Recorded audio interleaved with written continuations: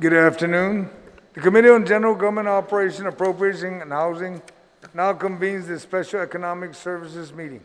Meeting notes were given to the media on Friday, July 2nd, and on Thursday, July 8th. For the record, today is Monday, July 12th. It is now 2:03. I will now call the Special Economic Service meeting to order at 2:03. I'd ask my staff to conduct the roll call, please. Thank you, Mr. Chair. Guam Legislature's Committee on Ways and Means, Chairman Senator Joe S. Agustin. Present. Office of Finance and Budget, Director Stephen Guerrero. Present. Office of Public Accountability, Public Auditor Benjamin Cruz. Bureau of Budget Management and Research, Director Lester Carlson. Department of Revenue and Taxation, for Director is Deputy Tax Commissioner Paul Pablo. Department of Administration, Director Edward Byrne. Guam Economic Development Authority, Administrator Melanie Mendiola. Department of Labor, Chief Economics Gary Hiles. Bureau of Statistics and Plans, for Chief Planner is Deputy Director Matthew Santos. Guam Visitors Bureau, Research and Statistics Manager Nico Fujikawa. Mr. Chairman, we reach a quorum. Thank you. I'd like to recognize committee members that are present. I have to my immediate left Speaker Therese Terlai. I have Senator Tony Ada, and I have my colleagues that have joined us. We have Senator Jim Moylan, we have Senator Tello Taitigui, and Senator Sabina Paris. We also we will now begin with our agenda. We'll begin with number 3, FY 2021 revenue tracking presented by BBMR, DOA, DRT. Thank you, Mr. Chairman. I submitted some material electronically for the purpose of making the information that we're going to be providing available to the members of the committee and public. The May Consolidated Revenue and Expense Report was issued June 20th, thereabouts. I always like to take people to page 3, where it shows what it is that we are projecting as far as general fund revenue to the end of the fiscal year, which is approaching pretty quickly. Due to very good collections in income tax, withholding taxes,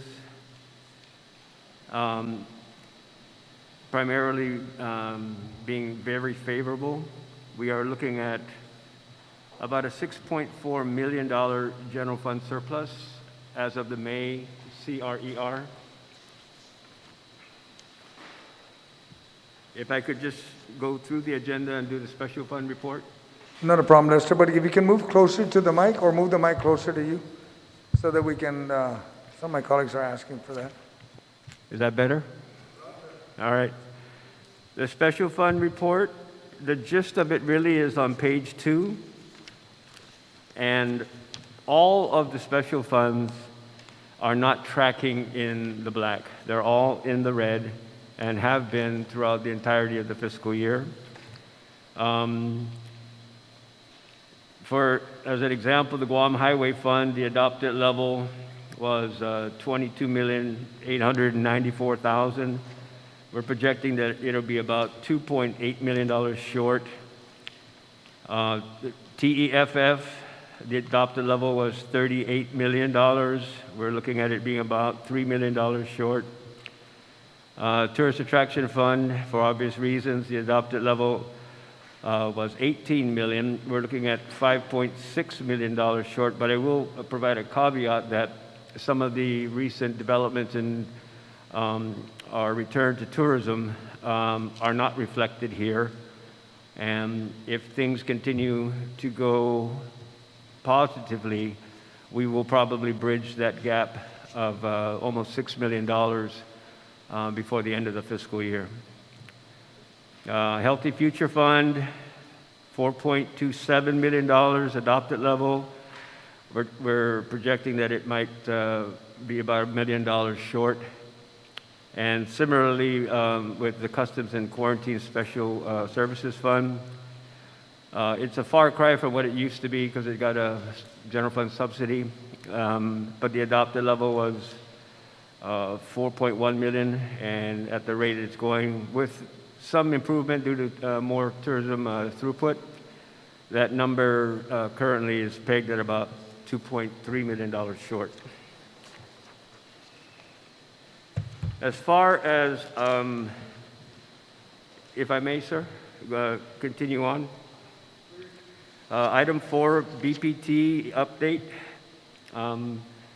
As we did for you guys previously, we're going to provide you a snapshot in advance of the actual release of the June CRER.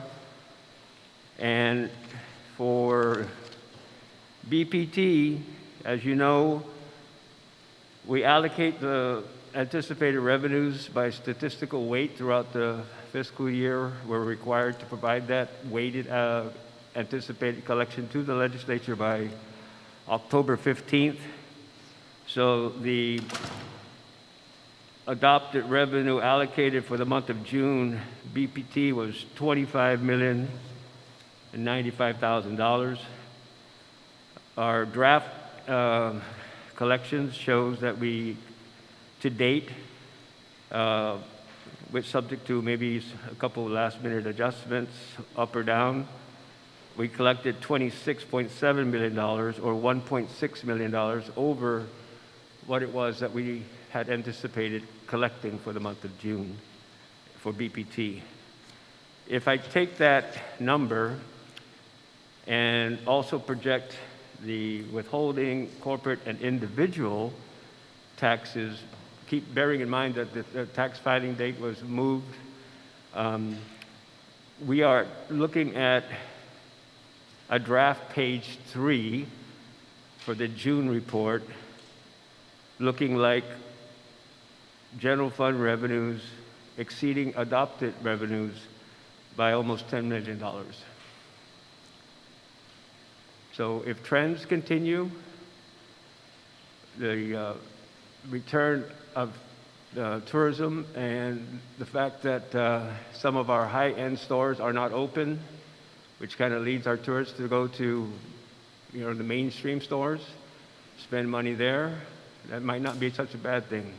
The malls are open, but, of course, duty-free is not open, so I think we'll see that spend more directly in, quote-unquote, our economy. Estimated loss due to the expiration of pandemic unemployment assistance. The PUA is expected to cease the first week of September. I believe that by that time, the U.S. Treasury will have issued the final rule for the use of the American Rescue Plan money. And I think that there should be a nice continuation of federal aid that will be made available. And I believe that it'll just lend itself to the multitude of efforts that employers are undertaking now to bring people back to work. There's a lot of job fairs. There's a lot of openings. I saw a very,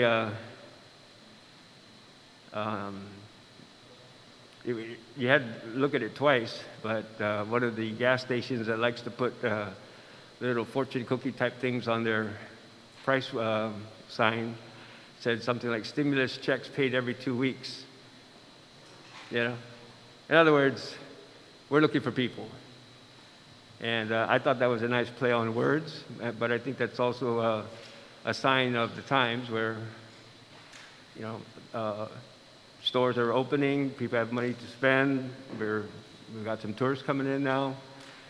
I don't think that we're going to be seeing a precipitous drop. As a matter of fact, we might be on our way to stabilization. And in that regard, with item C, I'm actually very comfortable with sticking with the executive budget request number of $295 million for the FY22 BPT amount. We're tracking somewhere along that neighborhood right now. And again, this is without the benefit of any meaningful tourism spend. The return to tourism will certainly only increase that number. And I would believe that the 295 is attainable, given all the positive steps that everybody in this room and the island has collectively taken. Right. Sir, may I turn it over to Mr. Pablo? Yes, please. He's supposed to join you on number 3, right? Or are we looking, where are we at now? Number 4, sir? We completed 3 And 4. and 4. Okay, estimated reimbursement, then from DRT.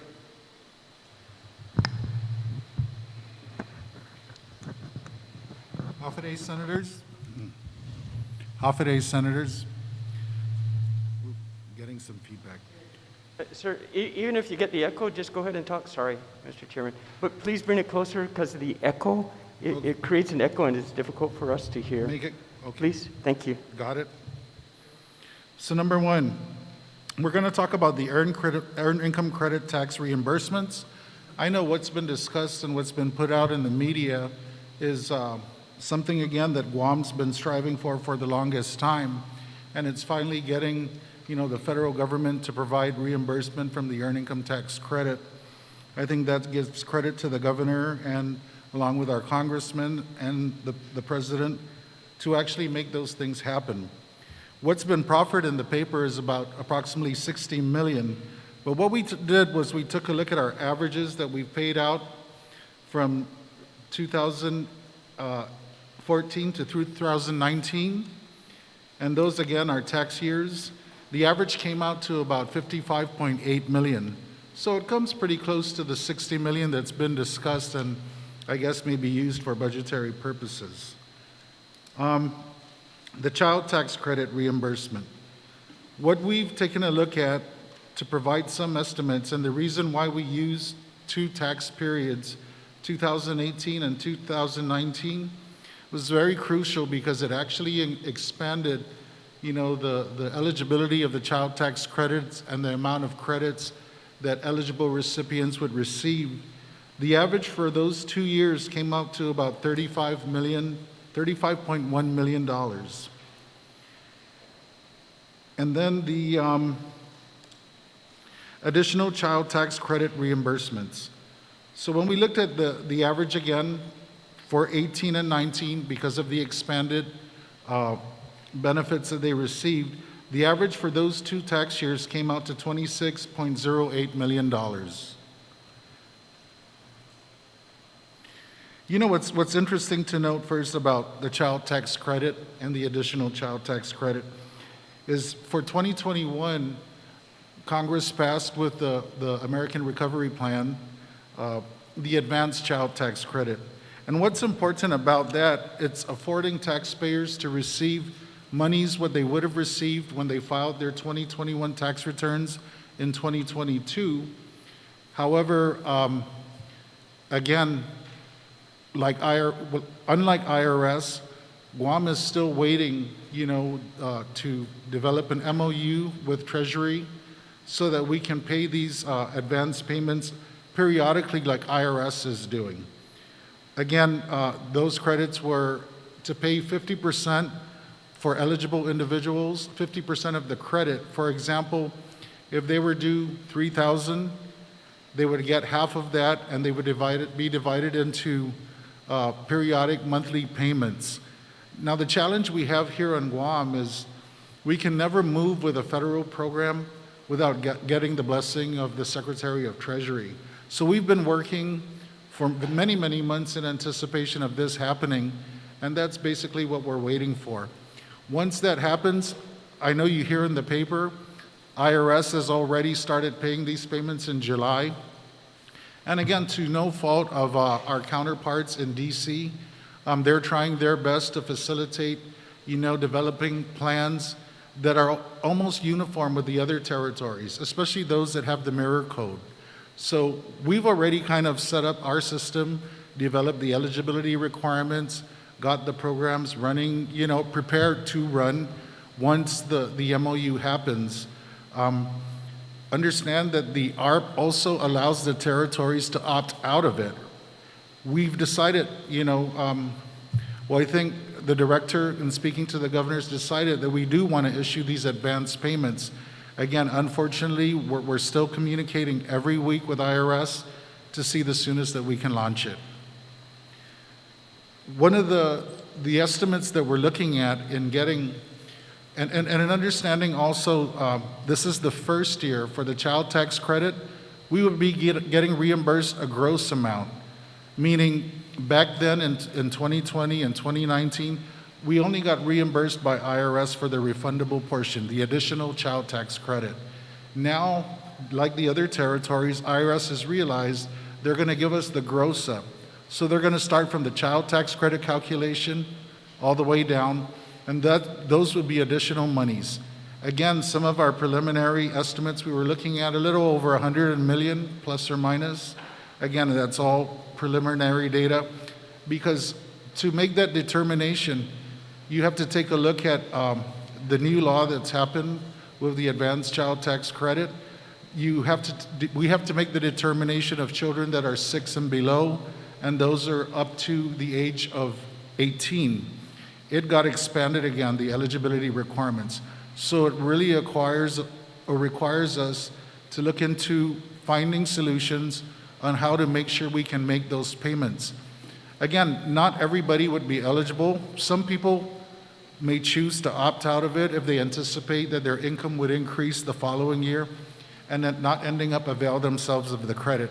Again, that's not really a usual circumstance for many of our Guam taxpayers, as we don't, they don't fall into that high income tax bracket. Some other reimbursements that we also get are the American Opportunity Tax Credit. We also get that along. We used to get that with the additional child tax credit, and we will continue to get that. And these reimbursements are for those who actually send their children to secondary education, education and college, where they can avail themselves of the American Opportunity Tax Credit. It's based upon either, you can take student loan deductions or whichever, the lifetime credit, but the American Opportunity Credit is actually more advantageous for taxpayers, assuming that they all meet the eligibility requirements. And to mention, just to go back on the American Opportunity Tax Credit, when we took a look at 2016 to 2019, that didn't really change so much like the child tax credit. Our average reimbursement on that was about $2.4 million when we took the 3 years.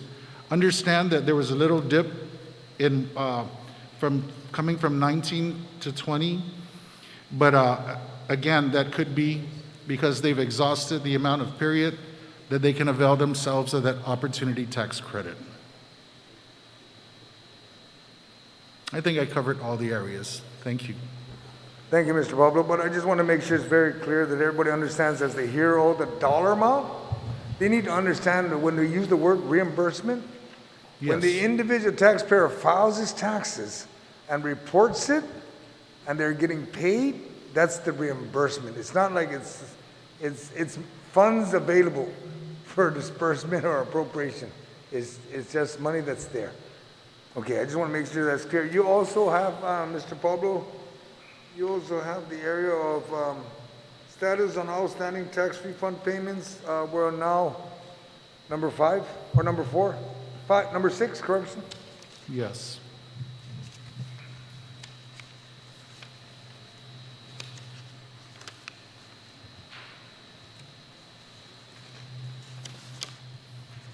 So what I was able to pull up today, and again, I haven't provided this because this is still a draft, refund liability, the report is actually due to the legislature tomorrow. But over the time, just to sum up the total refunds that we've paid out approximately $165 million in FY21. Understand that with the support of this administration, we've paid 3 times greater the rate than in prior fiscal years. And again, I think it's something that, in working in concert with DOA and BBMR and the fiscal team, we were able to get those payments out, and the governor, of course. What we were taking a look at on this draft refund liability report, we've paid out to individuals approximately $94.4 million for tax year 2020 refund, and we've paid out approximately $230,000 to corporate returns. This is again just for tax year 2020, not including prior periods. What we have pending, as I mentioned, prior periods was about the 165 was inclusive of the prior periods. And what we have pending is approximately 19.8 million left for tax year, for a cumulative of tax year 2020 and prior years. Tax year 2020 is estimated to be about $9.2 million. Again, this is from the draft refund liability report that we'll be turning in tomorrow, so it could be subject to some edits as we submit it. All right?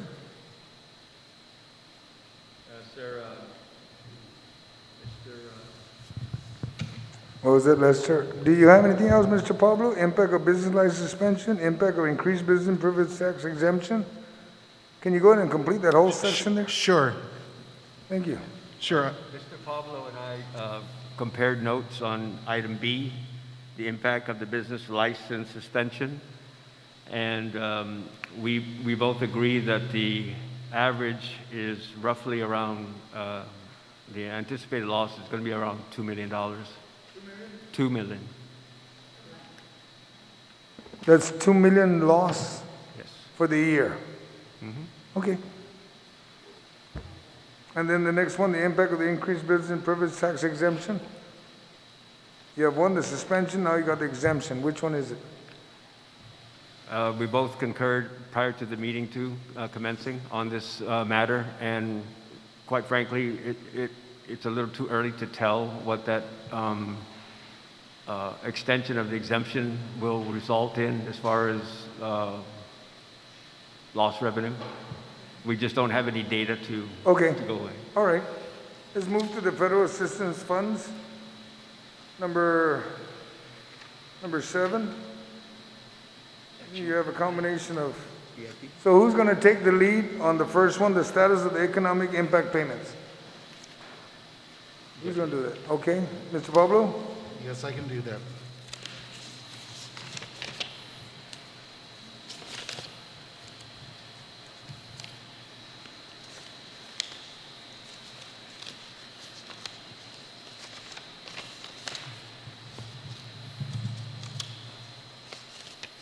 I'm sorry, Senator, I'm just looking for my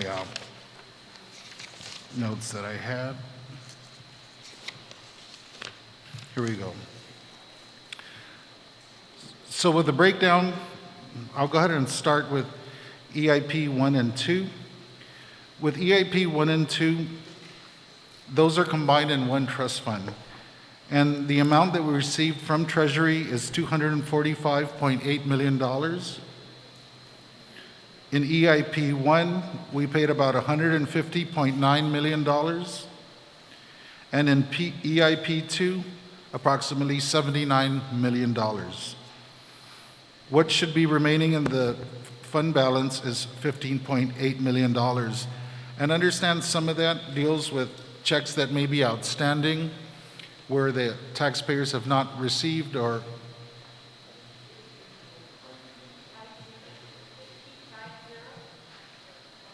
1.5, I'm sorry.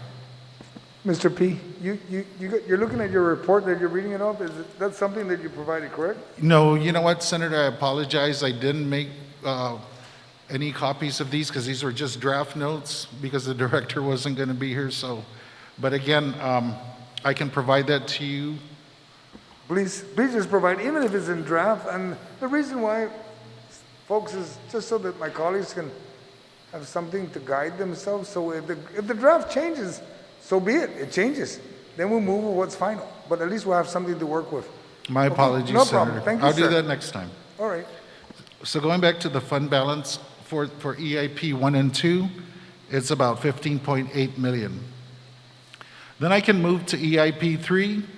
The amount we received from Treasury is $216 million, $216.9 million. The amount of EIP paid out is about $214.7 million, leaving a fund balance of approximately $2.2 million. And your total, Mr. P, would be for all the EIPs paid? Total amount received and total amount paid. Okay, I didn't add that, but let me see what I can do. Total amounts received, 245, 115. Let me just use this real quick. Three, Should be about almost 600 million, I know that. You got Well- 245.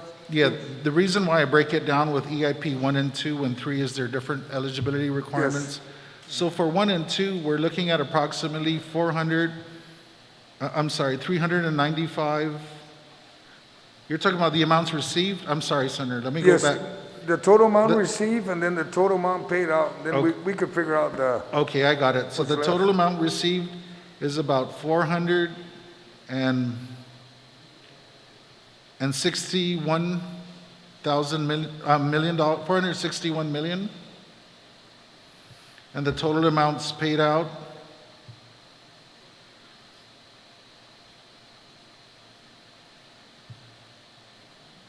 $444 million. all right, thank you. And the next one was the EIP, you identified 216, 214 paid out. Correct. Okay.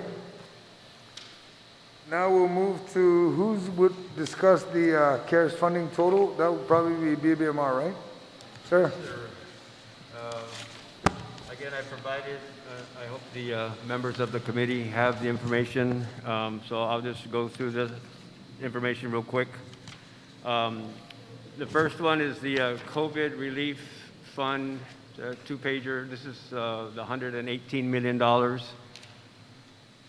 This is something I sent to you, Mr. Chairman.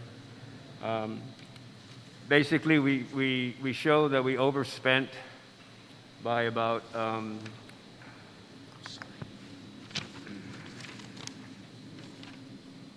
$11.6 million. The bulk of that was for quarantine and isolation facility costs. So that basically is the final report that you're going to see on CARES Act. I know there was a monthly requirement for reporting. This was prepared. It's on BBMR's website. It was done in coordination and primarily done by DOA. But I think the requirement was for it to be posted on the governor's website, and I think they may be having some issues because last time we looked, it wasn't current as to what it is that we've been doing, but this is and does reflect the final report on the use of the CARES Act money. The next one, sir, is a spreadsheet. And the title of it, it says right up here at the top, CARES Act COVID-19.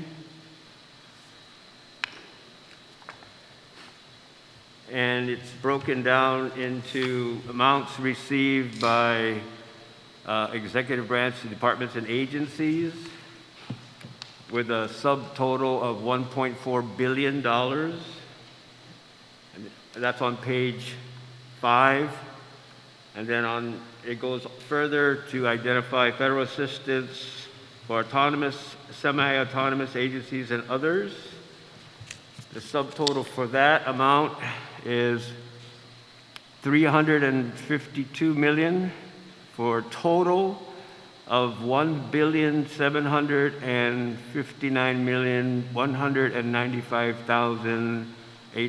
$1,759,195,878. So that's the CARES Act and COVID-19. The next item that you asked for was what we call, I don't know if I'm saying it right, CRISA, the relief package that was passed in December. So the spreadsheet shows up here, CRRSAA, and you will see that it is also broken down into amounts received by executive branch agencies and departments with a subtotal of $299 million. That's on page 2. And then it's further broken down by federal assistance estimates for autonomous, semi-autonomous, and others, which totals $199 million, for a total of $499,227,034.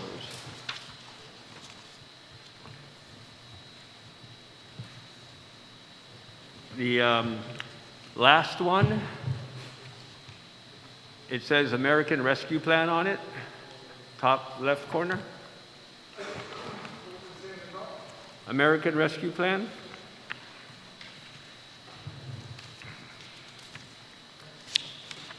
Also broken down by federal assistance estimates for executive branch agencies beginning on page 1.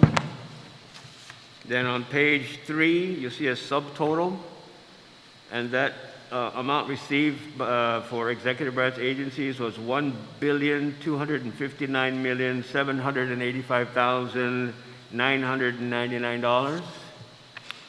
Similarly, we broke it down again by federal assistance to autonomous and semi-autonomous agencies. And that number the subtotal for that amount comes out to $26,376,144, with a grand total of $1,286,162,143. So we've posted this on our website as well. We have provided, to the extent possible, the estimated amount. You see that the format for these spreadsheets are similar. The estimated grant award, when the grant award was received, and how much has been drawn down and what's available. We try to give you as much information as possible, and my staff tries to update this and issue it out monthly so you can see the progression of spend.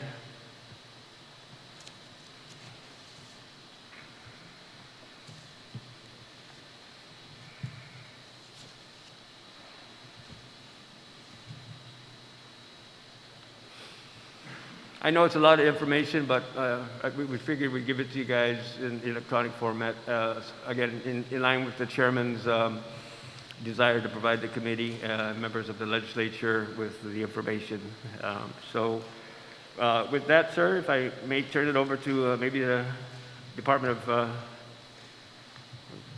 who's going to do PUA? DOL, right? Or that would be the unemployment assistance plan? Oh, no, do you have the proposal on the American Rescue Plan funding yet? No, sir. Not yet. Okay, so Department of Labor would give the pandemic unemployment assistance payments. If you can give us a total, where you're at, how much your total was supposed to get, how much you've spent, you pushed out, and how much you expect to have at the end of September when it closes up. Yes. Approximately $500 million was spent in calendar year 2020, and this fiscal year, so far, $353 million, 408. What's the total amount you got as of now? This was a report from Budget Office. Okay. It's, I believe, report number 6, item number 5. So since this fiscal year isn't over, it looks like it's tracking to be almost similar to the last calendar year of probably something a little under 500 million.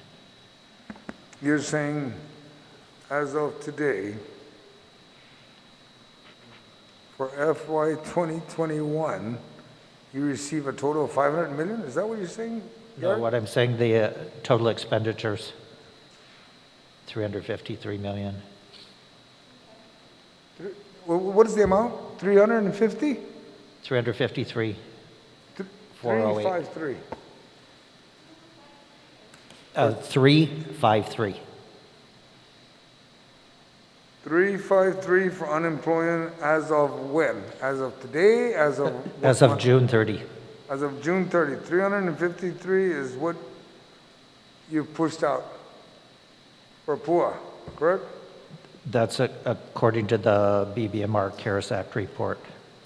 I And believe it's number and what do you 6. guys estimate you're going to be pushing out all the way to the end of the program? I don't have that exact estimate, but the number of people on the program are declining. So I would suspect it will be under the appropriation of 534 million.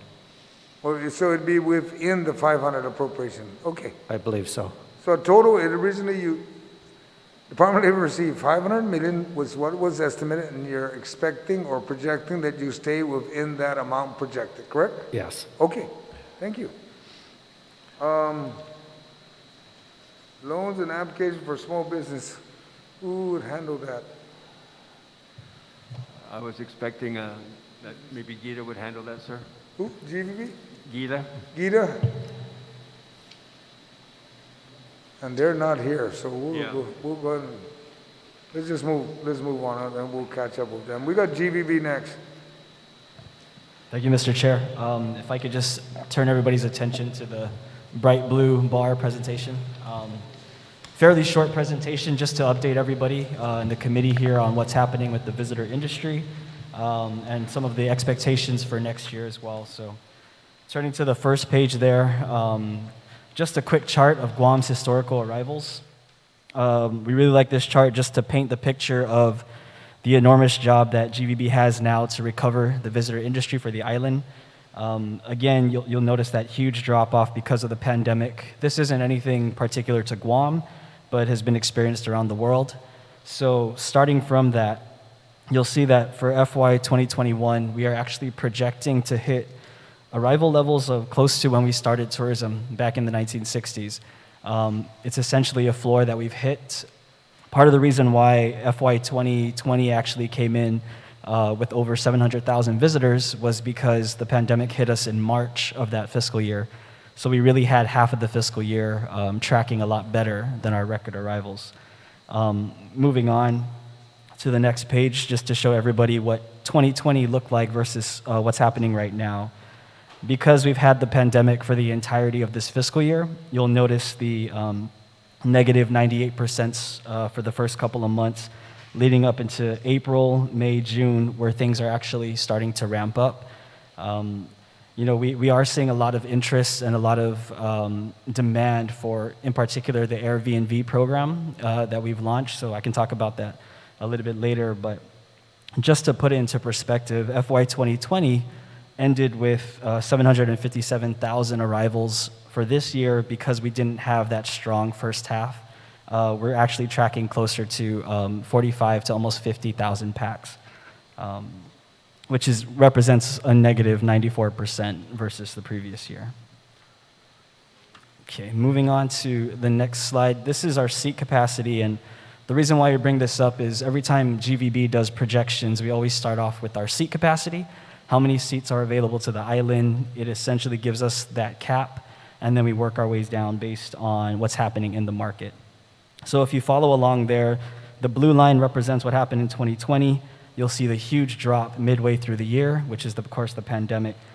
Moving into the yellow line, it'll basically keep that same seat capacity for each month, so closer to around 48,000 over the years. But you'll notice by July, August, September of that yellow line, things start to ramp up. That's what we're anticipating. Again, it's still very fluid, but a lot of the airlines are looking to next fiscal year to start ramping up their capacity. So following that yellow straight into the green line is where we anticipate seat capacity to be for FY 2022. It's still not at the levels of the orange, which is 2019, but it is a start and it's a slow recovery that we're anticipating, and this kind of justifies and corroborates why this picture is the way it is. So with the seat capacity, if we turn to the next page, I did want to give a brief overview of the 2022 projections. Currently, our year-to-date, as of June, we have about 34,000 arrivals to the island, and what that represents is about 8.8% of the seats that are coming to the island. So the load factor is about a little less than 10%. So based on our performance this year, of course, with the emerging positive demand with the Airbnb, we came up with two different scenarios. A very conservative scenario, which is a very severe picture that we kind of corroborated with other international organizations, PATA, UNWTO. We're estimating arrival packs of around 70,000 to 85,000. And while that still seems low, it's essentially double of what we've experienced for FY 2021. So we are looking and estimating a recovery. At what rate that is, obviously, is still anybody's guess, but for the most part, very conservative.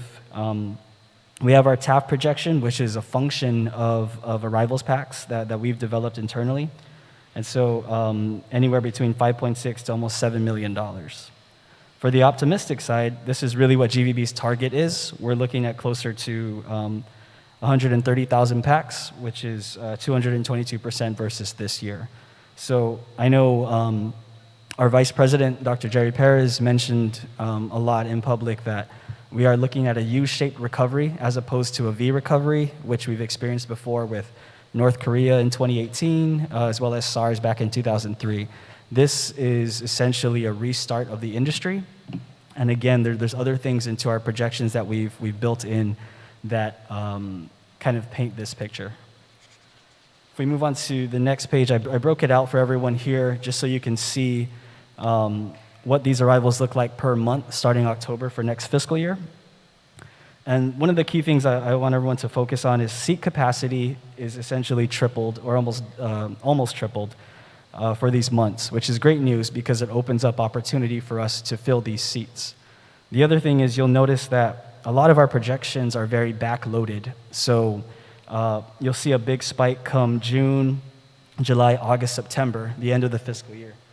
And this is kind of an assumption that we came up with based on what's happening in country with the slow vaccinations. What we're realizing is this entire year is focused on vaccinating the general population in Korea, Japan, Taiwan. Once they're vaccinated, there's still going to be some lag time before they actually book a ticket and come to Guam. So that's what the back-end loading of this projection kind of represents. And finally, I know they need an update on the Airbnb. Excuse me. Where's that at? Should be my last slide. There you go. So with the Airbnb program, it was always designed to provide an initial boost to the industry. And it's also kind of meant to showcase Guam and increase visitor confidence that the destination is very safe. I have some great news that we welcomed the first flight from Taipei on July 6th. I was there myself, and it was very interesting to see everybody coming back. It was a nice feeling that you just can't take for granted. EVA Airways brought in around 161 people, and I kind of gave a breakdown for the body there on the interest in the types of vaccinations. The reason why we did that was to show that the demand is kind of dispersed, but this also dictates how long they're planning on staying on Guam. Some people taking the Johnson & Johnson anticipate, staying 3 or 4 days like a usual visitor. The others, like Pfizer, Moderna, actually wanted to stay a little bit longer. So there's really interesting movements within the program itself.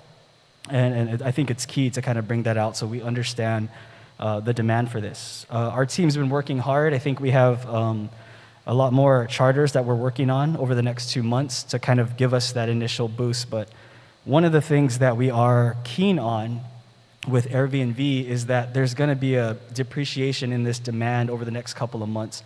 As the markets start filling out their own vaccination or rolling out their vaccination efforts, the demand for V&V will essentially decrease, right? So it's really an initial boost to get us back some type of economic movement. Our target goal for this, just an initial target, is around 10,000 visitors. with what we have booked right now, we're going to hit a little over 1,000 for the first 2 months. So we're going to continue to push. Again, we have interest from the Philippines, even Southeast Asia. So we have Thailand, Malaysia. We're getting a lot of phone calls on how they can participate in this program. One of the other things I want to mention before closing is that EVA Airways used to service Guam, and it's actually great news that they're actually coming back and being one of the first flights to bring back a plane filled with visitors. So they stopped for a while, but even at that, there are actually a lot of interest and demand and confidence to fly to the destination. So a lot of good things to look forward to, but at the same time, we also need to plan and make sure that we capitalize on this slow recovery. So. And with that, I promised it would be short. All right, thank you. Now we'll have the Department of Labor with the Guam's Economic Outlook for FY 2022. Yes. First, I'm happy that some of the others have preceded me because a lot of the information on the revenues and the tourism will greatly impact the economy. So this is a very unusual and unique situation, the first time I've ever experienced anything like this. So I tried to look at what's an appropriate framework for assessing what the economy is going to be looking like. So from the boom of the tourism to the shutdown, basically we had a virtual shutdown and the loss of the visitor industry. So if we look at what the economy is like in fiscal year 2021 as the foundation and look at how things will be the same or different in 2022, that's kind of the way I'm looking at it. So what's going to be many things will be the same. We'll get the retirement income for Social Security, retirement fund, and many things will be the same, so I want to focus on what would be different. There's a number of programs, some of them have been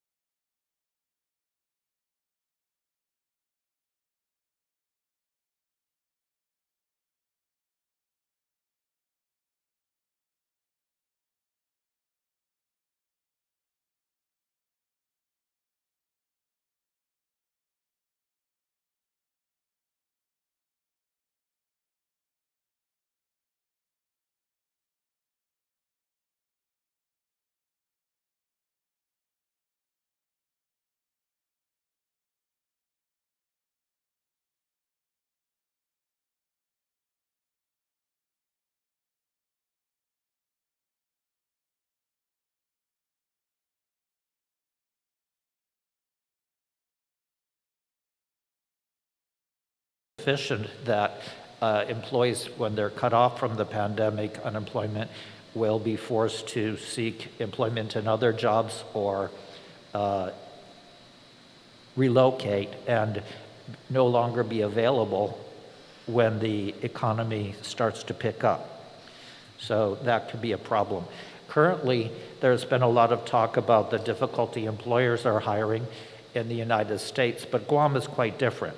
For one thing, many states had low unemployment in the 2 to 5% range, and they actually have more jobs now than they did before the pandemic. So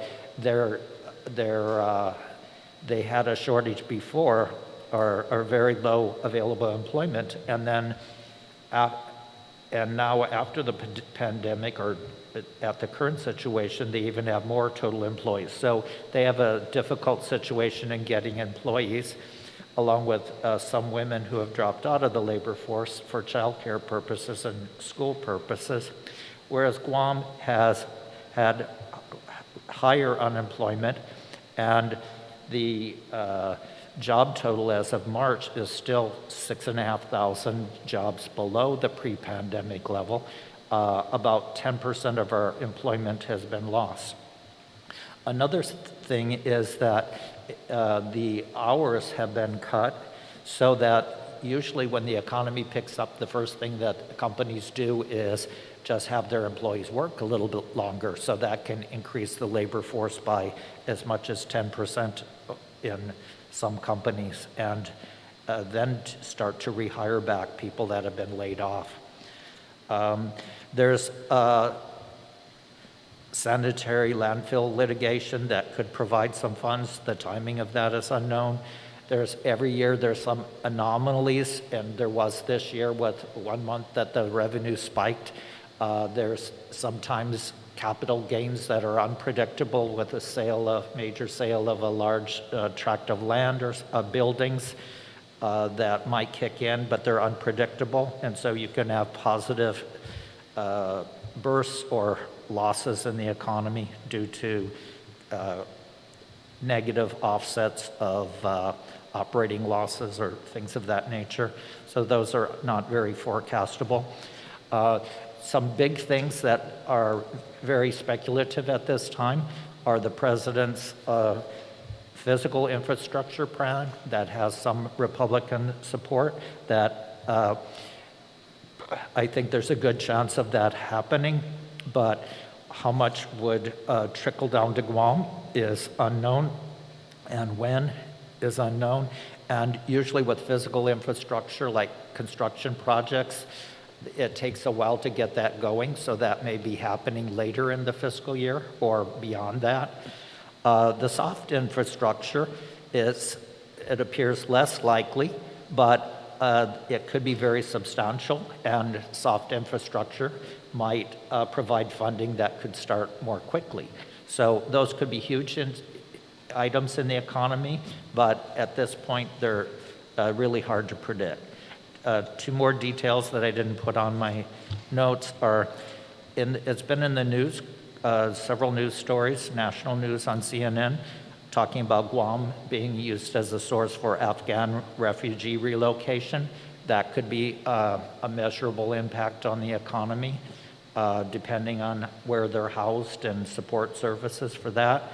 Also, it was mentioned in the tourism section, but I was very encouraged when I saw that South Korea was on a very aggressive vaccination program. They expected a high percent, I can't remember exactly, but maybe 50% by September. So if the return to Korea has a easy return without quarantine, I could see tourism possibly picking up even beyond the optimistic side. Thank you, Gary. Now we have the Bureau of Statistics and Plans, and you'll be discussing the status of military contracts, effect on GovGuam revenue, correct? Well, I wasn't gonna actually make any assumptions related to revenue, but I could give you the trend in the current expenditures. That'll work. So I'm gonna start off with the table that looks like this. The header is federal assistance to Guam by type. And it's a 5-year trend that's broken down into the 9 categories that the federal government classifies federal assistance. So you'll see through 2021 year to date, there's about $1.9 billion in assistance provided to Guam. This is inclusive of, the American Rescue Plan, so disaster related funding, and also your standard federal assistance, which would include like Pell Grants to Section 8 vouchers that are regular expenditures of the federal government. And the second table, this one has prime awards by federal agency. So year to date, we have about $523 million that's been awarded for contracts that are inclusive of both service and construction. So if you turn your page over, this is a more detailed look at defense awards by category. And this is a breakdown of basically that $519 million for defense awards that have been awarded this fiscal year. And then below that, on your bottom left, you'll see the FY21 NDA actually appropriated $699 million, which is a significant increase. And you'll see that for Navy, it's $623 million. There's $56 million that's for a Space Force facility. And then I believe, yeah, and that's the total. So we have the awards, but we also have the ongoing projects through the end of last fiscal year. So last fiscal year, there was $333 million in costs incurred related to defense construction projects. And of the existing defense projects, there was around $1.12 billion in estimated cost to complete for those construction projects. So this is inclusive of both US-funded defense construction projects and also the ones that are funded through Japan. And then you'll see a breakdown of the different projects, and these are the more major projects that are going on. And it lists the 19 that have been, I guess, awarded since 2012 and estimated to be completed through 2024. So you'll see that there's a substantial amount of projects that have a large percentage for its cost to complete, and this is, I think, pretty optimistic, seeing as previous projects took a little bit longer than their projected deadlines. So it's difficult to, try to attribute revenue with these things when you see the gap between the authorized, amount for that project being solicited, awarded, and then even began. I mean, you could have 3 to 4 years between those, those steps. So trying to, narrow down what costs are going to incur in the, this upcoming fiscal year will be difficult. I guess the best measure that we have is really just the prior fiscal year, and we don't get that until around February of each year, which is in the DoD realignment report that the Inspector General releases. All right, thank you. I'd only ask that revenue and tax, Mr. Pablo, please make sure you take note of the project, because in the past, recently, people have been talking about, hey, is revenue and tax on top of tracking these projects? It's posted, it's listed. I know you guys see it. It's just so that we can close the book on that.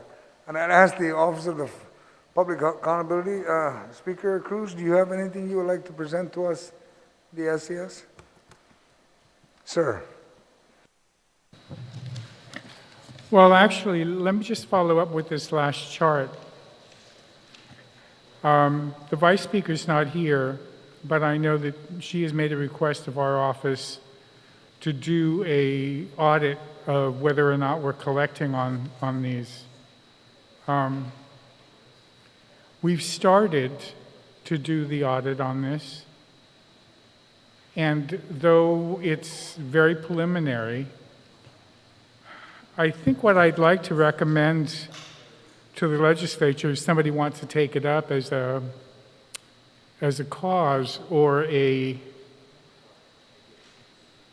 project that you want to follow up on, is it's really difficult to try to keep up with this thing.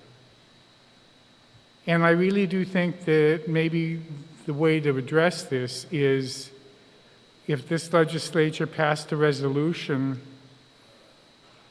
asking the federal government to pay the taxes on this the same way that it does the Section 30.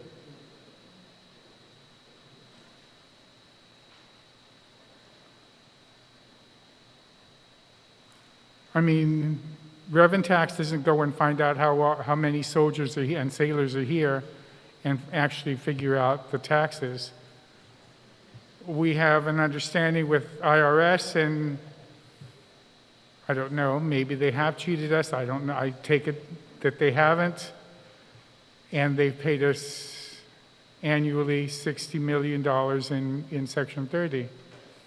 In these, with it going up and down and not knowing when they start the contract, award the contract, and it running so many years, you never really know how many there are. I mean, how much is actually being spent annually. And all we're asking for is just the taxes for the privilege of doing business on Guam. We stop using GRT, make them understand that it's taxes for the privilege of doing business on Guam. And as the chart has shown, is awards for projects that are being done on Guam, pay the 5% on that. Even if you're paying people in Alaska or Nevada or, you know, and some of these places, I'm not even sure that they're paying their income tax on their employees that are here on Guam.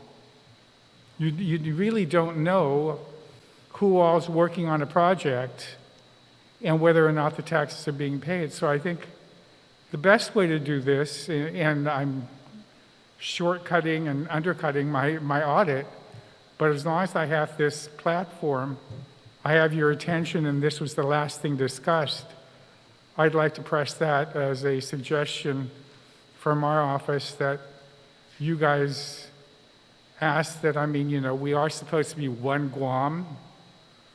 We're offering to house 5,000 of their Marines here. We've talked about voluntarily being the relocation site for 18 to 70,000 Afghans. If we're one Guam, then do this for us and stop screwing us. I mean, really seriously.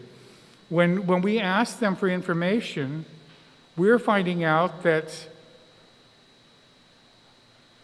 for the companies to come here, if they work exclusively on the base, they don't need to get a contractor's license outside. They just have to get a certificate of authority from Revenue Tax. And we're now trying to find out from Revenue Tax and NAFAC who has certificate of authority and who doesn't. And then when you find that out, how much are they paying? I mean, that's just, it's not that I'm lazy.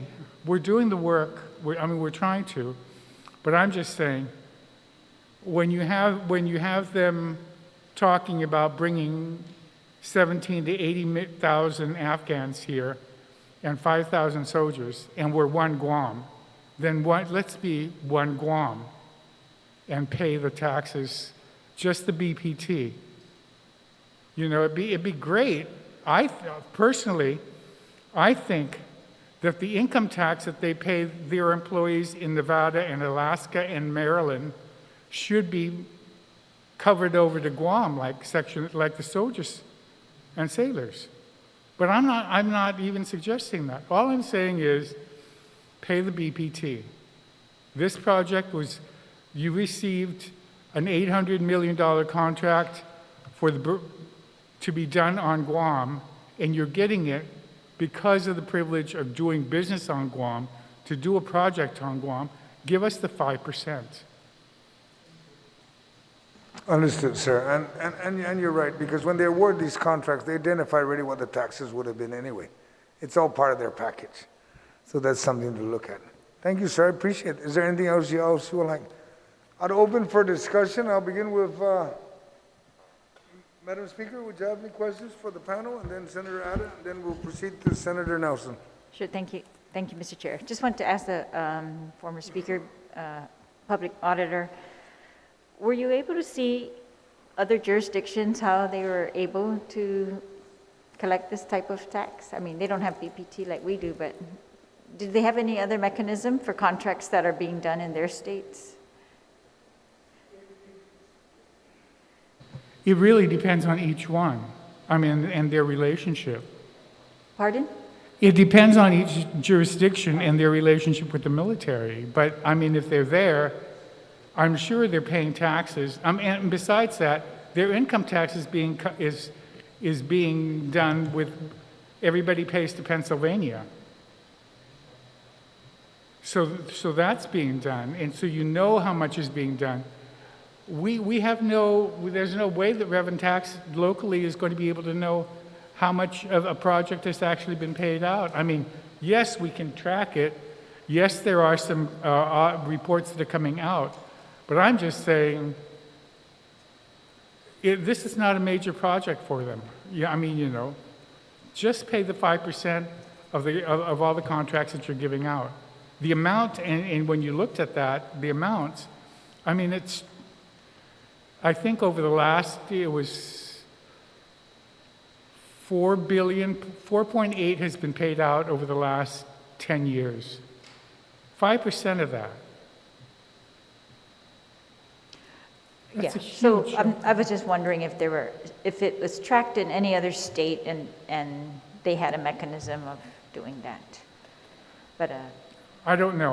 We haven't done the research on that, but I'm just saying, we're yes. also not No, I being, agree with you. I support that. you know, as one of my aunts put it, when I told her that we were doing the Afghans, she said, oh, so they're coming to America's most westernmost landfill.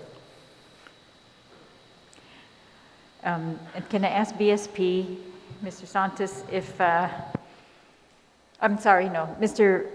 Hiles, Department of Labor, do you agree that the tracking in these CRERs is accurate based on the collections to date? Or are they overly optimistic based, I mean, or based on your reports? I haven't checked the calculations, so I can't really offer an opinion, but it seems to be within the range of reasonableness. Okay, and thank you all, by the way, for your presentations. I did want to mention too that the labor numbers show an increase in hours worked. It shows an increase in the number of employees over the last 6 months. So that seems to be consistent with the increased withholdings on the payroll, and also the increased business activity is shown by gross receipts tax. Okay, thank you. And then just GVB, the charter, you've got charters scheduled through July and August, 1,000 each. Is that paid by Guam charters, or they're just airlines are chartering flights? These are demand built up from the airlines, from Okay. the Airbnb program. Okay, and then the target of 10,000 visitors over the next several months, that's like 3,000 per month. So in addition to the Airbnb, you're expecting like 2,000 more visitors? No, the 10,000 is strictly for Airbnb Oh, okay. over the course of the next 6 months, as that demand is still very much viable for us. Okay, and then, so you're showing a large amount of seat capacity versus what tourists that you're expecting. This is a big switch. We used to need more seats, right? But okay, so this seat capacity that you're estimating is based on current flights, or you're expecting them to resume their flights? Correct. So this seat capacity is based on a system that we have internally that checks what airlines are still submitting on their books. So a lot of them are very optimistic and still keeping October as a starting point to resume the services that they're used to. So They're telling you October? right. There's a couple of airlines that are interested, particularly in Airbnb, just because of the demand. But yes, for the most part, airlines are holding true or trying to push out to at least October. All right, okay, thank you. Yep. Thank you, Mr. Chair. Thank That's you. all my question. Thank you. Senator Hannah? Thank you, Mr. Chairman. For GVB, what is the percentages of each of the vaccinations that's requested, either JJJ, Moderna, or Pfizer? On this first flight that came in, what are we looking at? Was it a 50-50 split, majority Triple J? What was it? It was for the first flight in particular. It was spread out amongst all three. So I put a breakdown for each one, but it really was a third for each. So there was about 49 interested in J&J, and then split between the others on the flight. I see. So, and I know moving forward, projecting what vaccine will be utilized for each week that the flights are coming in, what so far have you, what is the most requested? So it's interesting because a lot of it really depends on the amount of time that they have on island. So those who are a little more affluent, who have a little more time to spend here, will take the Pfizer or Moderna just because they can afford to stay for almost an entire month. For those who want to get vaccinated for their protection or their personal reasons, Johnson & Johnson looks a little more viable for them.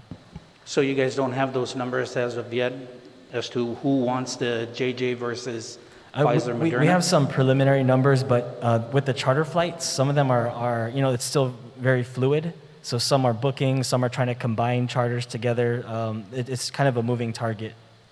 We don't have a solid number on what's the most popular and what would be second.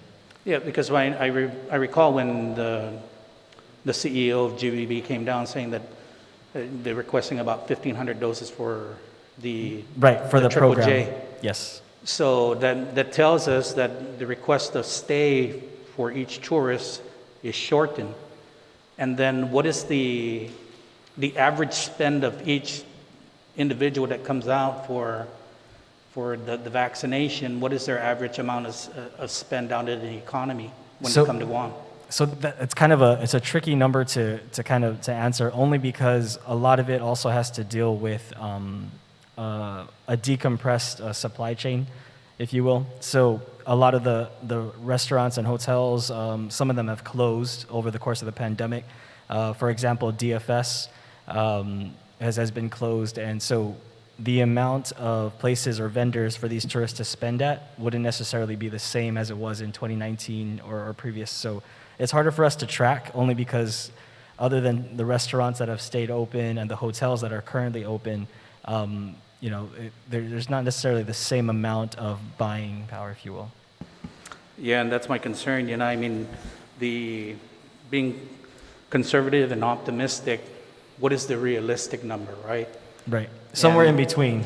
Yeah, and that's what I'm saying, is that because we don't want to get our hopes up high saying that this is what we're looking at, but in reality, what the number of tourists coming in is going to be totally lower than what we're expecting. Mm-hmm. And then the average amount of spend per individual that comes to Guam, especially if they take the Triple J vaccine, that once they just want to come, get vaccinated, and leave, thereby not spending anything locally, have we gained anything from it, right?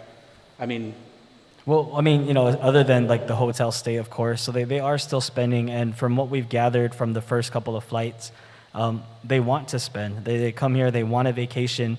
Right now, as it stands, there is a 14-day quarantine upon return back to Taipei in Taiwan.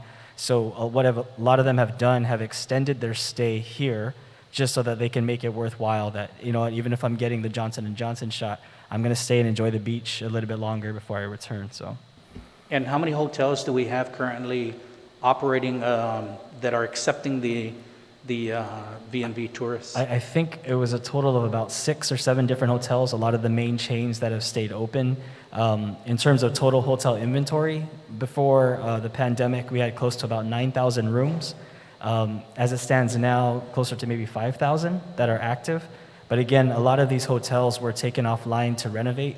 For example, the Crown Plaza, formerly the Fiesta, a lot of these different hotels are looking to use this time as a time to renovate. So that's good news also for us.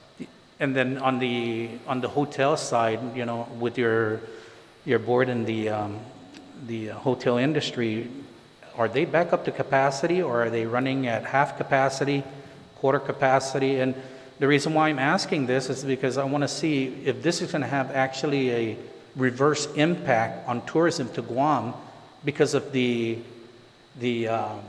hospitality that they get when they arrive. It's not going to be what they expect. Mm-hmm. You know, the customer service, the quality of care. And what is the hotels that are currently operating, accepting these tourists, what are they operating at?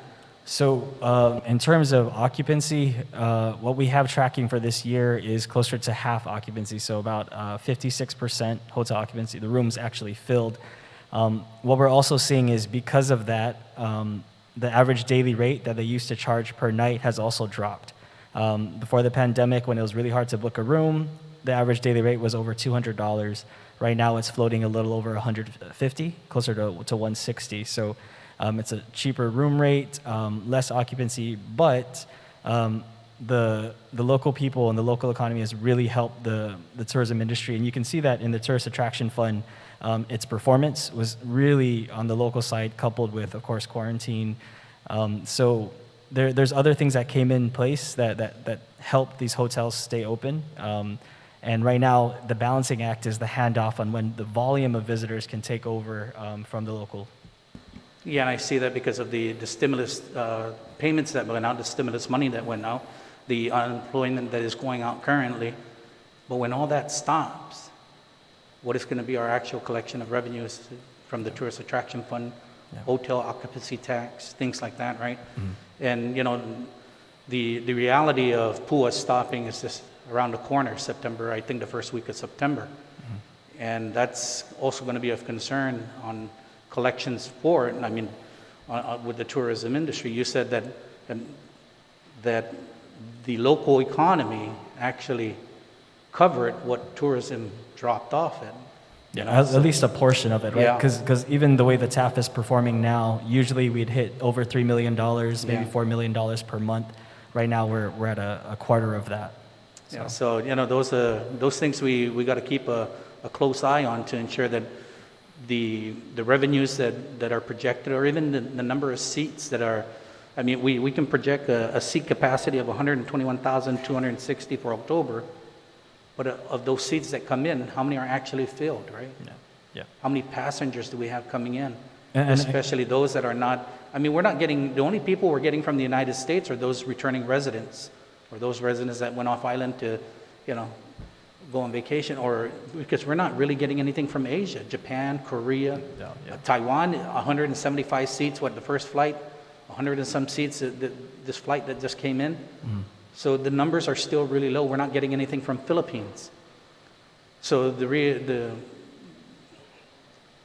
it's just concerning on how we projected these numbers, and I think we just need to tread cautiously to ensure that, you know, we're not being overly optimistic or overly projected on what we expect to come to Guam in total of number of tourists and revenues coming in. Because I think if we get a better, clearer picture of what is projected to come in, or those that arrive, you know, we can adjust the budget accordingly and how we need to. I mean, all these anomalies where, you know, we're getting spikes of, we're collecting taxes from the PUA, but everything stops. Everything stops, and unless the president decides to do something different and give another stimulus check or give out additional funding, I don't see where our local government is going to start to generate all these revenues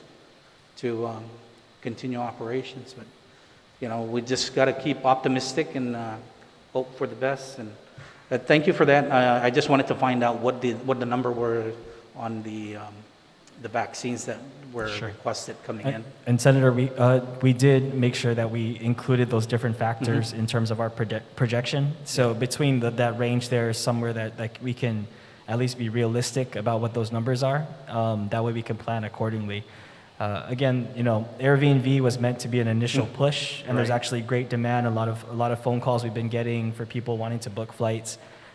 I believe we even have a corporation, a business out of Taiwan that chartered its own plane to come to Guam to get all of its employees vaccinated. So there's a lot of interest in this program. It's particularly aimed at those who are a little more affluent, who are a little more time and money. But yeah, it's an initial start, and then we are looking at how do we hand this off? How long is this going to be? How can we sustain this? Yeah. So. I mean, thinking outside the box, again, it works, right? Yeah. So we just got to keep moving, and hopefully that what would we have done if not the Airbnb, right? Right. So we needed to find a way to jumpstart it. You guys found a way to jumpstart it, so let's hope we can just keep put a defibrillator on it and keep pushing that. Yeah.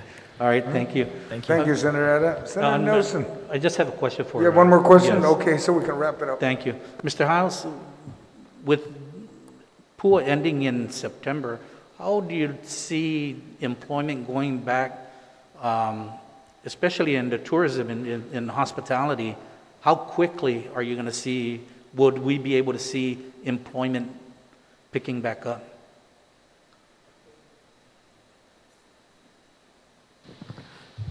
The employment picking up will depend almost entirely on what the demand is for the employees, and that's based on the tourist arrivals. The fact that more people want jobs isn't going to increase employment. You'll just have more people looking for the same job. And definitely, and when we have more people just waiting till the last minute to get reemployed, so that even drops the hope of working again even lower, because now everybody's waiting till the last minute to get that last check. I mean, what do you think? I don't see that. I see that. First of all, a lot of the people, it's ranged from 1/3 to the half that are getting PUA, are employed at the companies, but their hours are severely cut, and their pay is below the threshold. So as the business picks up, the first thing that will happen is those people that are working half the hours they used to work will work more hours, and people that are unemployed will get called back. So I think the situation on Guam is quite different. And we also have had, since the pandemic, 2 years where people finished high school and college, and those people that weren't employed before are being added to the market.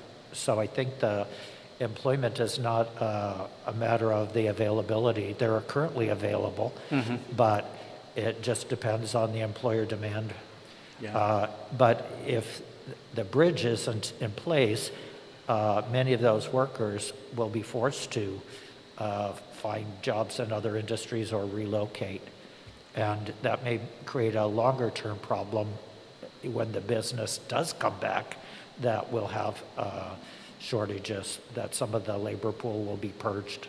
Yeah, I agree, because I think unlike the United States, you can go from county to county and look for a job, versus here, one end to the other. If you don't find a job up north, you ain't going to find it down south. So, yeah. But thank you for that, Mr. Hiles. I appreciate it. Mr. Chairman, that's the only question I had. Thank you, sir. Senator Nelson, do you have a question for this panel? Okay, we're going to try to keep it short, okay, because we're going to wrap it up. This is just information meeting. That's all this is. Yes, All thank right, you. I'm thank not going to placate or share any of my ideas. I'm just going to have a couple questions. And I thank you for your enthusiasm, gentlemen, for being here today and presenting these numbers to us. Just real quick, thank you for the June projections on the CER. And I just have a question. It seems that the income taxes that we adopted for FY 2021 and that the ones that we are tracking has increased. And I'm just wondering if this is a realistic trend, if once the PUA stops being dispersed, will we be able to anticipate this type of trend for FY 2022? Thank you very much, Senator Nelson.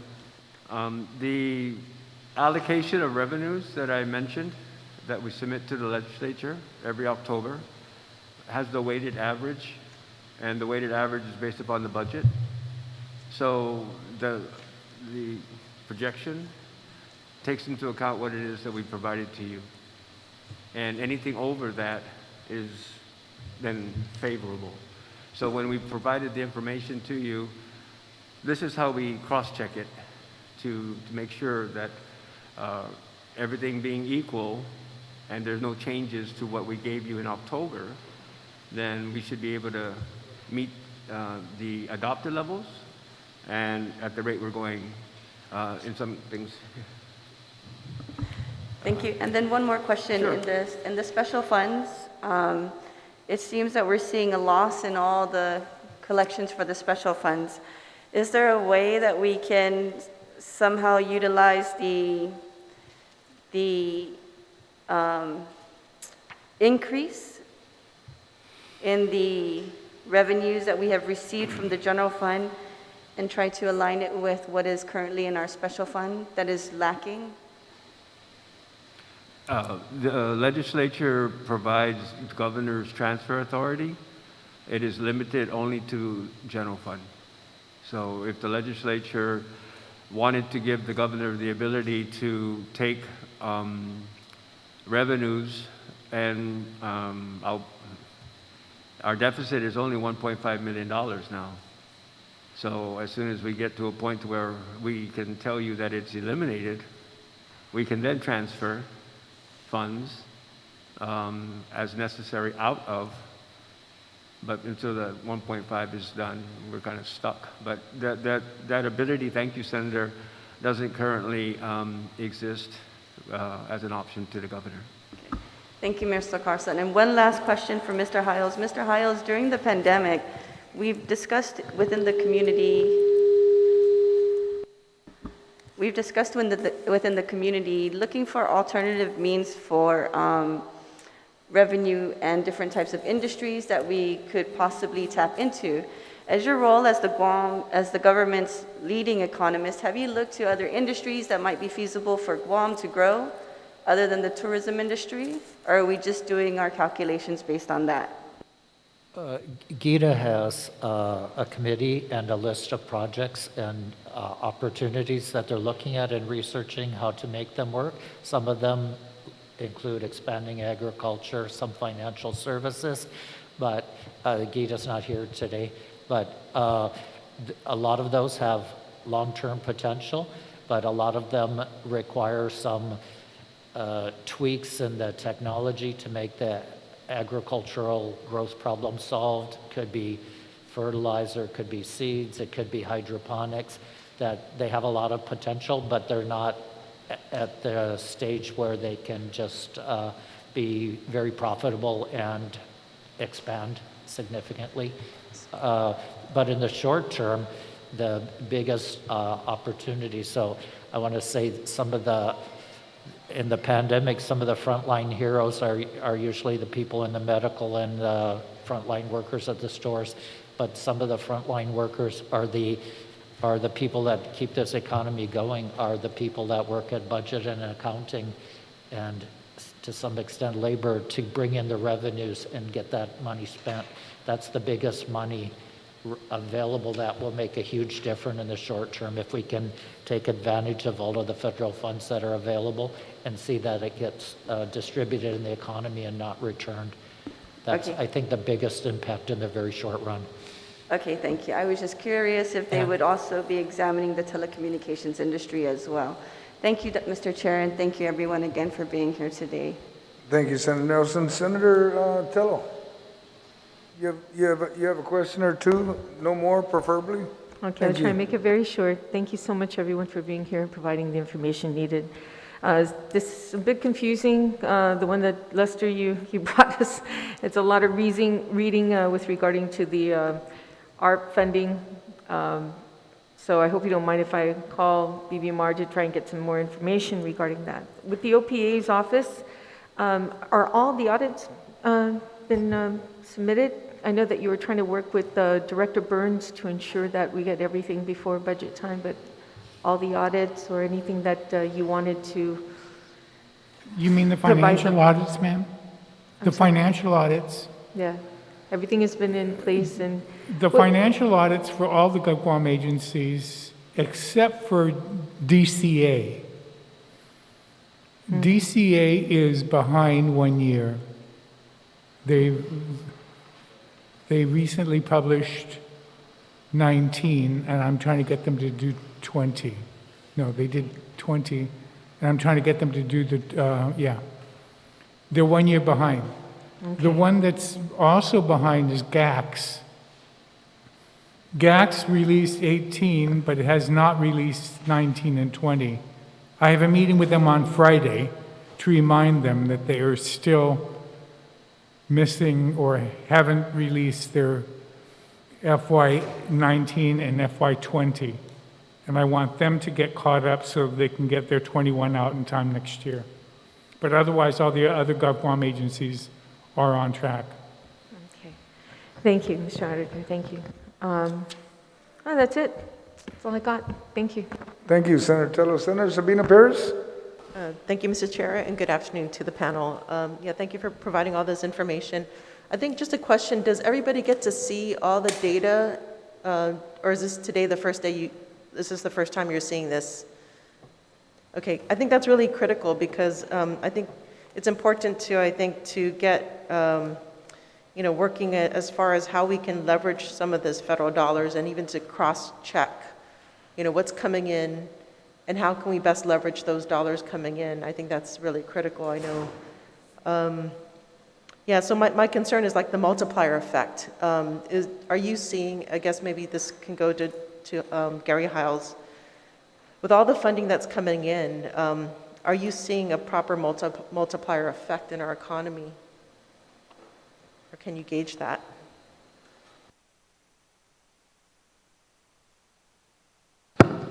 It's going to be a little bit different than tourism expenditures. Every type of expenditure has a little bit different multiplier. When people buy like a new car, most of the money from that goes off island, whereas if it's spent on services, that's more employment intensive. It would appear that when the federal money is distributed to the residents, they're spending it for the most part, although there are some savings that have occurred, I understand, which slows down the current expenditure, but it makes the people more resilient in the future if they have spending. But it seems like the spending that they have from the EIP and other things are spent at the same stores and types of services, so the multiplier should be similar. Perhaps another discussion we should have if what you're seeing is actually, I think, we could do better, I think, as far as ensuring that the money stays within the economy and maybe perhaps leveraging that to more of a diversification as well. So I think the other question too for Lester Carlson, so the documents that you provided, are they separate amounts or is there any duplicative amounts regarding federal funds for each of the CARES Act? They're all separate. We took the time to be able to provide as much detail by grant, and we update the ARP once we're made aware that a particular agency received a grant. We try to update this, and we have it.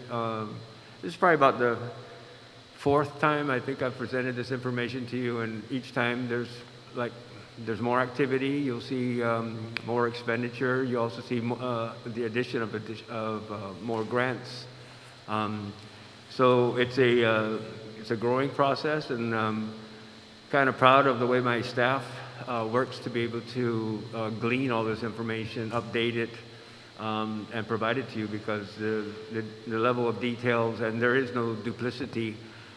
Only thing that I will call to mention is that you will see the $118 million, separate because of the reporting requirement, but it's also detailed here, and it's broken out by how it was allocated. So because there was that request, we have this separate, and again, that's the final local reporting requirement, but you'll see it in the first report under the governor's office, where it shows how the $118 million was broken out under the CARES Act. When it says CARES Act? Yeah, thank you. Yeah. Yeah, I guess there are no further questions. Thank you. Thank you. All right, thank you. Senator Brown, do you have a question? Do you have a question, Senator Brown? Otherwise, once I pass you, it's over. I'm going to shut it down with Senator Muela. So do you have a question, Senator Brown? Thank you, Mr. Chairman. Really quick. No. Oh, sorry. Senator Brown, do you have a question? I do, but Senator Moylan arrived before I did, Mr. Chair, so I'll defer to him. No, this is a meeting. Do you have a question, Senator Brown? Once I pass you? No problem then, Okay. Mr. Chair. It's not a riot. We can manage. All right. I do want to ask, because we're still awaiting to find out the administration's direction on how they're going to spend this remainder of these CARES Act funds. We're not aware of how they're going to be spent or how they're going to be spent or distributed. Are they going to offset certain department or agencies that may have been impacted, and then how is that ultimately, of course, we're going to have to wait and see how that's going to ultimately bridge us over into the next fiscal year. Certainly seeing the presentation from the Guam Visitors Bureau, obviously it's going to take a little more time before we can get back to some sense of what we looked at in early January of last year, at least where we were with our tourism industry. Does anyone here representing the administration can give us any feedback with regards to that? We're now in July, halfway through shortly, and then we'll be into August. We still haven't had any information pretty much on how those funds are going to be spent or distributed within the government or within the public, to even give us an idea of how that's going to bridge us over in the next or upcoming fiscal year. Thank you, Senator. The governor does have a draft in front of her. She's currently reviewing it, and when she is comfortable with the allocation of the funds, she'll make it public. But I do have to remind everybody that unlike the first CARES Act funding, where it was hurry, you got to spend it, or else you got to return it. Then they changed the rules on us, and if we had encumbered some funds, I could have bought a fire truck. But because, we couldn't encumber the funds in time, we lost an opportunity to buy a fire truck. This is a little bit more time sensitive, only because it's supposed to go over a 3-year period.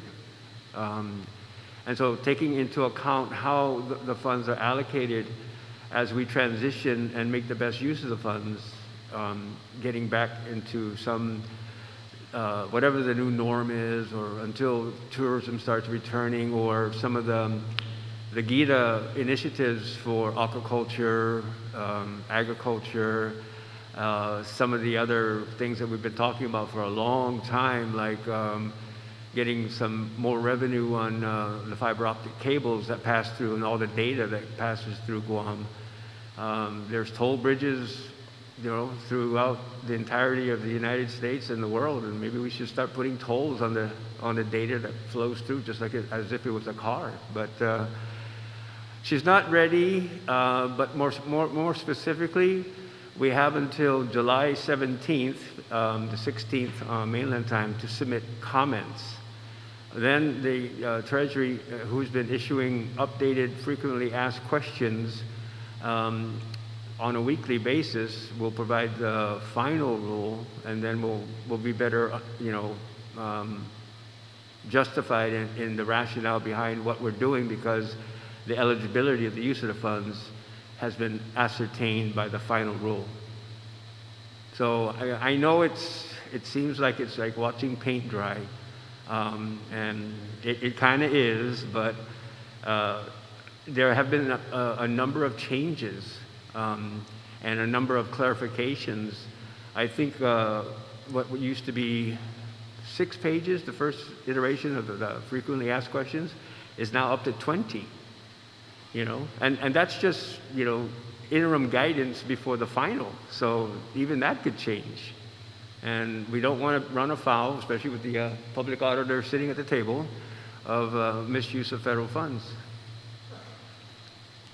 Well, I'm sure we don't. I just certainly, I mean, we'd like to see, I think the legislature showed its cards almost a couple of months ago. And I think in all fairness, moving forward, especially as we're looking at the budget, we certainly would like to know how those funds are going to be spent or anticipated to be spent, be it this year over the 2 or, as you mentioned, perhaps a 3-year period of time that will be allowed for these funds, because I think that would put us in a much better position, and also for the public, of knowing how these funds are going to be spent, and then also how do we address appropriations this year, particularly where there's shortfalls or critical areas that obviously we would like to see funded. So with that, Mr. Chairman, thank you very much for the opportunity to ask a question on this issue.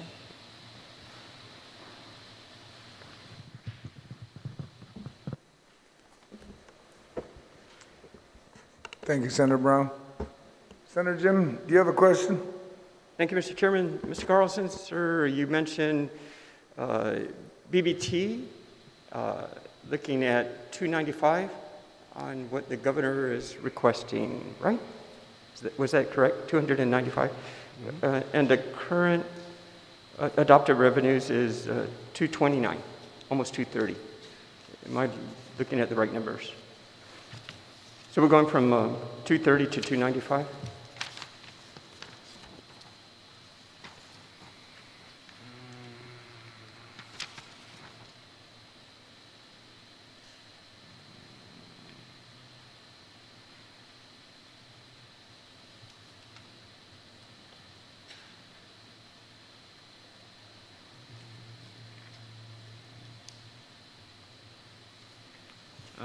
Give me 1 second. I'm just looking at page 3 of 7. Yeah. Thank you. I buried it somewhere. Okay, the adopted level for this year for BPT is, you're correct, sir, it's 309,425.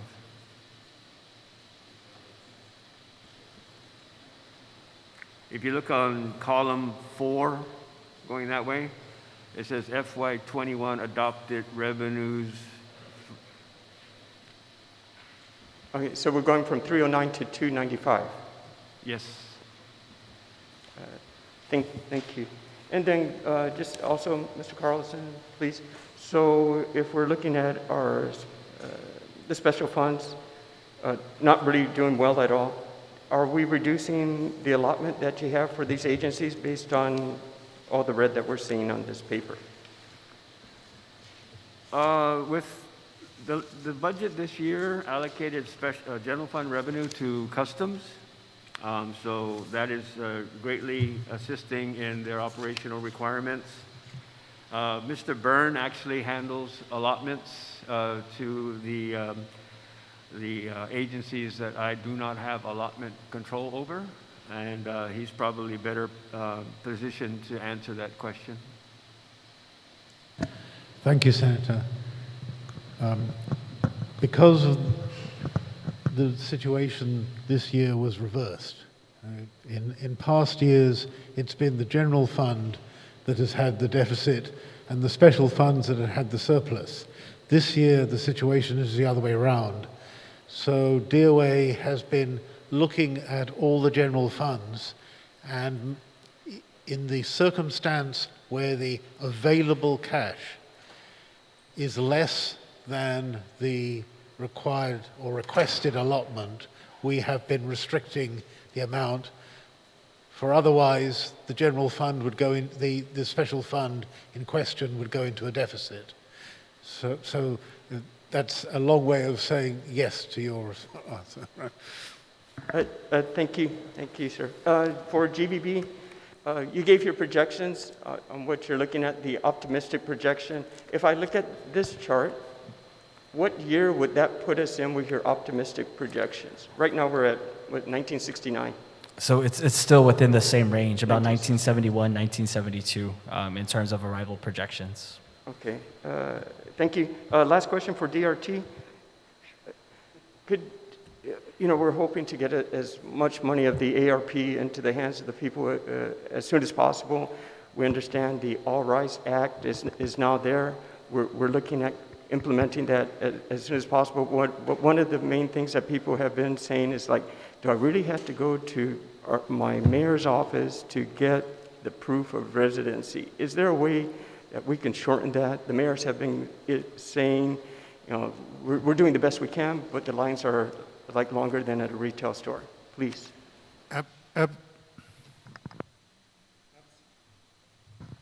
Absolutely, Senator. In fact, I know that drew a lot of attention when we gave out our preliminary release on the eligibility requirements for the RISE Act. So what we did, unfortunately, in the statute, it was required that a mayor's certification, be provided. So one of the things we kind of tweaked, because we saw that there was a large influx of the mayor's offices, is that we allowed for those who had a prior mayor's certification issued for either another program, another institution, to begin with tax year 2020, because that's the year that really they were looking at where they incurred the hardship from COVID, and that was for those to grant the relief for that specific tax year.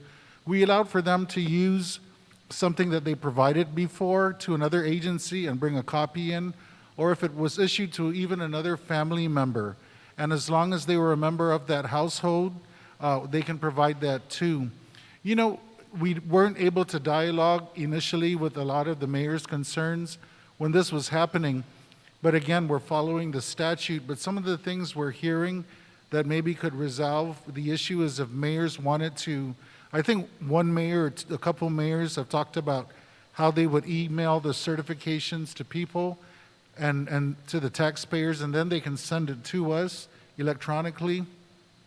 Those are some other solutions, but at this time we're trying our best to accommodate for it, and I think that's one of the ways we can reduce that traffic at the mayor's office. Thank you very much. Thank you, Mr. Chairman. Thank you. If there's nothing else that any of the Special Economic Service members want to bring forward, do I have a motion to adjourn? Motion to adjourn, sir. Do I have a second? Committee will conclude this meeting. It is now 3:52. Jesus Marcy for your attendance and participation in today's meeting, and for those at home, thank you for watching. This SES meeting is now adjourned. Thank you.